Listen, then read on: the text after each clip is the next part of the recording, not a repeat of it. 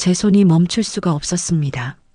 남편 서랍 속에서 발견한 서류들을 하나씩 펼쳐보며 믿을 수 없는 현실과 마주했죠. 제 이름으로 된 생명보험 증서가 무려 5개나 있었습니다. 보험금 총액은 10억이 넘었고 수익자란에는 모두 남편 이름만 적혀 있더군요. 그때 알았습니다. 남편이 제 삶보다 돈을 더 원한다는 것을. 사실 이 모든 일은 몇 주 전으로 거슬러 올라갑니다. 여러분도 구독과 좋아요를 눌러주시고 끝까지 들어보세요. 평범한 주부였던 제가 어떻게 살인 음모를 막아냈는지 말입니다. 결혼 15년 차 봄날이었습니다. 남편이 갑자기 달라지기 시작했죠. 평소엔 퇴근하면 텔레비전만 보던 사람이 갑자기 꽃다발을 들고 왔습니다. 장미꽃 향기가 거실을 가득 채웠지만 왠지 불안한 기분이 들더군요. 저녁을 먹으며 남편이 말했습니다. 여보, 이번 주말에 제주도나 갈까? 둘이서만 오붓하게 말이야. 결혼기념일도 아닌데 웬일이냐고 물었더니 그냥 당신이 보고 싶어서라고 하더군요. 15년 동안 한 번도 먼저 여행을 제안한 적 없던 사람이었습니다. 그날 밤 남편은 화장실에 휴대폰을 들고 들어갔죠. 샤워 소리에 묻혀 들리지 않을 거라 생각했겠지만 저는 들었습니다. 응, 잘 진행되고 있어. 조금만 더 기다려. 곧 끝날 거야. 누구와 통화하는 걸까요? 가슴이 답답해졌습니다. 남편이 나오자 아무렇지 않은 척했죠. 하지만 그때부터 관찰하기 시작했습니다. 남편의 모든 행동을 말이죠. 아침마다 비타민이라며 알약을 건네주기 시작했습니다. 건강 챙겨야 한다면서요. 처음엔 고마웠죠. 하지만 이상했습니다. 왜 갑자기 제 건강을 걱정하는 걸까요? 게다가 외출할 때마다 어디 가냐고 묻고 몇 시에 오냐고 확인했습니다. 감시하는 것 같았죠. 일주일이 지났을까요? 남편 재킷 주머니에서 명함이 떨어졌습니다. 보험 설계사 김미영. 왜 보험 설계사 명함을 가지고 있을까요? 불안한 마음에 전화번호를 몰래 적어뒀죠. 그날 밤 남편은 또 화장실에서 통화했습니다. 이번엔 목소리가 더 컸죠. 의사 진단서는 준비됐어. 우울증에 불면증까지 있다고 했지. 완벽해. 제가 우울증이라고요. 불면증이라고요. 한 번도 병원에 간 적 없는데 어떻게 진단서가 있다는 걸까요? 온몸에 소름이 돋았습니다. 남편이 무엇을 계획하고 있는지 감이 왔죠. 하지만 아직 확실하지 않았습니다. 증거가 필요했죠. 다음 날 남편이 출근하자마자 서재를 뒤지기 시작했습니다. 평소엔 절대 건드리지 않던 남편 서랍을 열었죠. 그리고 발견했습니다. 제 이름으로 된 수많은 보험 서류들을 말입니다.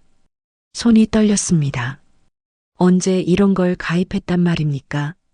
제 도장은 어떻게 찍힌 걸까요? 서류를 자세히 보니 가입일이 모두 최근 3개월 이내였습니다. 남편이 치밀하게 준비한 거였죠.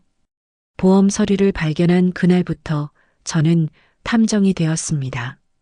남편 뒤를 조용히 캐기 시작했죠.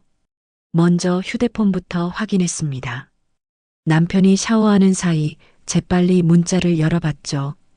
병원에서 온 문자가 있었습니다. 김정숙 님 다음 주 검진 예약되었습니다. 제 이름으로 된 예약이었지만 전 한 번도 병원에 예약한 적이 없었죠. 누가 제 명의로 병원을 예약한 걸까요?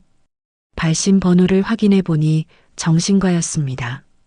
제가 정신과 환자라는 기록을 만들려는 거였죠. 나중에 사고가 나도 정신적으로 문제가 있었다고 하려는 계획이 분명했습니다. 통화 기록도 확인했습니다. 김미영이라는 이름이 자주 보였죠. 보험 설계사 말고도 낯선 번호가 하나 더 있었습니다. 저장은 안 되어 있었지만 거의 매일 통화한 기록이 있더군요. 그 번호를 검색해 봤습니다. 아무 정보도 나오지 않았죠. 하지만 포기하지 않았습니다. 남편 노트북도 확인했죠. 검색 기록을 보니 충격적인 내용들이 가득했습니다. 수면제 과다 복용 증상, 교통사고로 위장하는 방법, 완벽한 알리바이 만들기. 이런 것들을 검색한 흔적이 남아 있었죠. 제 남편이 맞나 싶을 정도로 무서웠습니다. 이메일도 확인했습니다. 삭제된 메일함에서 충격적인 내용을 발견했죠. 보험 설계사와 주고받은 메일이었습니다. 보험금 수령 절차와 필요 서류 목록이 자세히 적혀 있더군요. 사망 진단서를 어떻게 받는지까지 상세하게 나와 있었습니다. 그때 현관문이 열리는 소리가 들렸습니다. 남편이 일찍 들어온 거였죠. 황급히 노트북을 닫고 거실로 나갔습니다. 남편이 의심스럽게 쳐다봤죠. 뭐 했어? 그냥 청소했다고 대답했습니다. 그날 저녁 남편이 또 약을 건넸습니다. 비타민이라면서요. 하지만 이번엔 먹는 척만 하고 몰래 뱉었죠. 약을 모아서 나중에 성분 검사를 하기로 했습니다. 증거를 하나씩 모으는 중이었으니까요. 밤이 되자 남편이 말했습니다. 내일 보험 설계사가 집에 올 거야. 상담받을 게 있어서. 보험 설계사라. 드디어 그 여자를 직접 만날 기회가 생긴 거였죠. 다음 날 오후 2시 초인종이 울렸습니다. 김미영이 왔죠. 30대 후반의 화려한 여자였습니다. 진한 향수 냄새가 현관까지 퍼졌죠. 남편과 눈이 마주치자 묘한 미소를 지었습니다. 거실에 앉아 서류를 펼치는 모습을 지켜봤습니다. 남편과 김미영이 너무 자연스럽게 대화하는 게 이상했죠. 처음 만난 사이 같지 않았습니다. 제가 차를 타러 주방에 간 사이 작은 목소리로 대화하는 게 들렸죠. 조금만 참아. 곧 끝나. 그럼 우리가 계획한 대로 할 수 있어. 우리라니요. 이 두 사람이 공범이란 말입니까? 차를 들고 거실로 돌아왔을 때 두 사람은 아무렇지 않은 표정이었죠. 하지만 저는 이미 알고 있었습니다. 김미영이 단순한 보험 설계사가 아니라는 것을. 그녀가 돌아간 후 남편 휴대폰을 다시 확인했습니다. 김미영과 주고받은 문자가 있었죠. 오늘 연기 잘했어. 조금만 더 기다려. 사랑해. 사랑한다고요. 제 남편이 다른 여자에게 사랑한다고 문자를 보냈습니다. 분노보다 허탈함이 먼저 왔죠. 15년의 결혼 생활이 이렇게 끝나는구나. 하지만 이대로 당할 수는 없었습니다. 녹음기를 준비했죠. 남편 차에 몰래 설치했습니다. 가방에도 넣었고 집 곳곳에 숨겨뒀죠. 그들이 무슨 대화를 나누는지 다 들을 작정이었습니다. 사흘 뒤 녹음기를 확인했습니다. 충격적인 대화가 녹음되어 있었죠. 남편과 김미영이 차 안에서 나눈 대화였습니다. 이번 주말이 적기야. 제주도 여행 가서 절벽에서 실족사로 위장하면 돼. 아니면 수영하다가 익사사고로 만들어도 되고. 보험금은 총 10이요. 우리가 새 출발하기에 충분한 돈이야. 남편이 대답했습니다. 그래도 15년을 함께 산 사이인데. 김미영이 비웃었죠. 지금 와서 정 떨어진다고. 우리 아기 생각해. 뱃속에 당신 아이가 있잖아. 아이라고요. 김미영이 임신한 거였습니다. 남편 아이를. 모든 게 명확해졌죠. 남편은 새로운 가족을 위해 저를 버리려는 거였습니다. 아니 버리는 게 아니라 죽이려는 거였죠. 녹음을 계속 들었습니다. 수면제는 여행 가기 전날 밥에 타면 돼. 많이 먹이면 의심받으니까 적당히.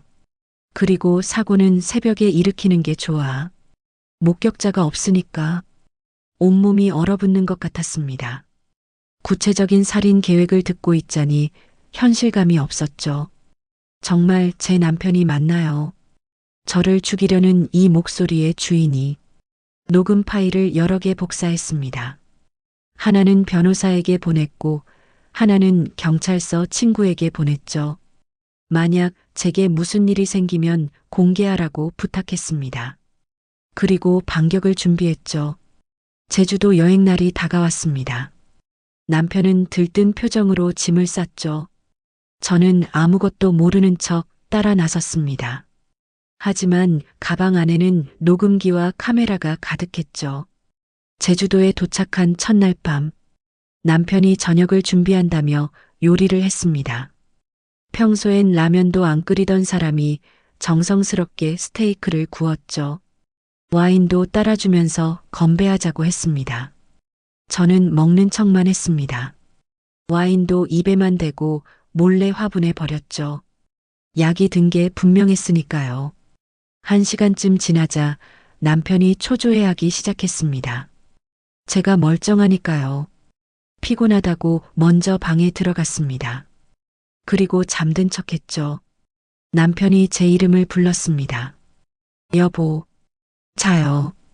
대답이 없자 남편은 전화를 걸었죠. 약이 안 듣는 것 같아. 양을 늘려야 하나. 김미영 목소리가 들렸습니다. 그럼 플랜 B로 가자. 내일 새벽 등산 가서 절벽에서 밀어. 깔끔하게 끝내. 다음 날 새벽 4시 남편이 저를 깨웠습니다. 일출 보러 가자고요.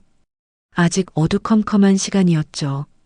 하지만 따라 나섰습니다. 미리 연락해둔 사람들이 있었으니까요. 절벽 근처에 도착했을 때였습니다. 남편이 저를 앞세웠죠. 여기서 보는 일출이 최고래. 가장자리로 더 가봐. 그때 남편 손이 제 등을 향했습니다. 밀려는 거였죠. 하지만 그 순간 숨어있던 경찰들이 나타났습니다. 거기 움직이지 마세요. 남편 얼굴이 하얗게 질렸죠. 저는 미리 신고해둔 거였습니다. 녹음 파일과 함께요.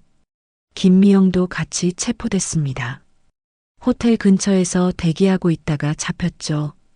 두 사람은 서로를 탓하며 추한 모습을 보였습니다. 15년의 정은 고사하고 인간적인 미안함조차 없었죠. 경찰서에서 모든 증거가 공개됐습니다. 보험 서류와 가짜 진단서 녹음 파일까지 두 사람의 살인 음모가 명백히 드러났죠. 남편은 고개를 숙인 채 아무 말도 하지 못했습니다. 법정에 섰습니다. 증인석에서 모든 것을 증언했죠. 제가 어떻게 음모를 눈치챘는지, 어떻게 증거를 모았는지 차분히 설명했습니다. 방청석에 앉은 사람들이 혀를 찼죠. 남편은 징역 15년을 선고받았습니다. 김미영은 공범으로 징역 10년이었죠. 살인미수와 보험 사기 문서 위조 등 죄목이 한두 개가 아니었습니다. 두 사람은 서로 쳐다보지도 않은 채 호송차에 올랐죠. 재판이 끝난 후 변호사가 말했습니다. 보험은 모두 해지됐고 위자료도 충분히 받을 수 있을 거라고요. 하지만 돈이 중요한 게 아니었습니다. 살아있다는 게 중요했죠. 집으로 돌아왔습니다. 텅 빈 집이 오히려 편안했죠. 남편 물건을 모두 정리했습니다. 15년의 흔적을 하나씩 지워나갔죠. 사진첩을 펼쳐보니 웃고 있는 두 사람이 낯설기만 했습니다. 새로운 시작을 결심했습니다. 늦었지만 하고 싶었던 공부를 시작했죠. 카페도 열었습니다. 작지만 아늑한 공간에서 새로운 사람들을 만났죠. 상처는 아직도 아프지만 극복할 수 있다고 믿었습니다. 가끔 뉴스에서 보험금 살인 사건을 보면 가슴이 철렁합니다. 저처럼 위험에 처한 사람들이 있을 거란 생각에 마음이 아프죠. 그래서 이 이야기를 공유하기로 했습니다. 누군가에게 경각심을 줄 수 있다면 그것으로 충분하니까요. 남편이 면회 신청을 했다는 연락을 받았습니다. 거절했죠. 이제 그 사람과는 어떤 인연도 필요 없었습니다. 미련도 원망도 없었죠. 그저 다시는 만나지 않기를 바랄 뿐입니다. 어느 날 카페에 손님이 왔습니다. 보험금 때문에 이혼했다는 여자였죠. 비슷한 처지라며 고민을 털어놨습니다. 저는 따뜻한 차를 내며 말했죠. 살아있는 것만으로도 이긴 거예요. 돈을 위해 사랑을 파는 사람들이 있습니다. 인간의 탐욕이 얼마나 무서운지 저는 뼈저리게 느꼈죠. 하지만 진실은 언젠가 드러나기 마련입니다. 정의가 늦을 순 있어도 오지 않는 건 아니니까요. 지금은 평화롭습니다. 혼자지만 외롭지 않죠. 오히려 자유롭고 행복합니다. 가끔 악몽을 꾸긴 하지만 이겨낼 수 있다고 믿습니다. 살아있으니까요. 숨쉬고 있으니까요. 제 이야기가 누군가에게 도움이 되길 바랍니다. 이상한 낌새가 느껴진다면 절대 무시하지 마세요. 당신의 직감이 당신을 구할 수 있습니다. 저처럼 말이죠.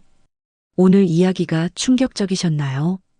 비슷한 경험이 있거나 주변에 이런 일이 있다면 댓글로 알려주세요. 여러분의 이야기도 들어보고 싶습니다. 그리고 이런 위험에서 더 많은 분들이 자신을 지킬 수 있도록 구독과 좋아요 부탁드립니다.